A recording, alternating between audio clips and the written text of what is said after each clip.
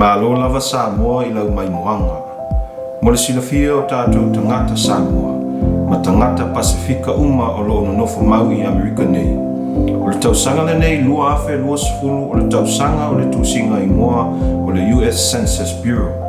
E tai se fulu tausanga e whatau nu mai. E whatalo sanga atu I le pa ia ma le mamalu o tātou tangata, ia tusi lo suafa I le tusinga ingoa. O whamau maunga ia o le US Census, e mawhai ai e le malo tele, o na maua se whai numera e soasoani mai ai I le whasoasoanga o le tamau ainga mai le federal government.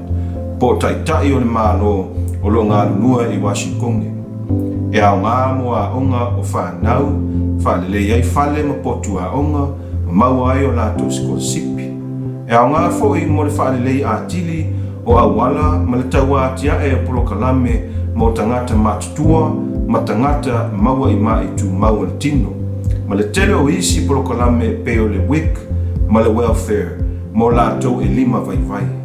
Samoa e, tula I mai ma ia tusi lo suafa, ma suafa uma o tau ainga I lungo le pepa po o le form pe a tau nuu atu I se taimi lata mai e a mata I a mati se fulunga le lua afe lua sefulu. E tau lia, e ta aua, ma e tatau mo tātou Samoa o na tusi lo suafa, a wā se le lenga mo a tātou tangata o lo au mau I nei I Amerika, ai maise ina ia manuia au ngā tupulanga o Samoa I le lumanai.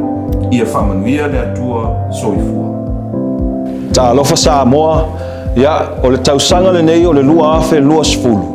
Ia ua toe whaauau ai foi le tusinga ingoa o le US Census 2020. Mātou te whātalosanga atu mai o atu le atu nuu e o lo nofo mau nei Amerika.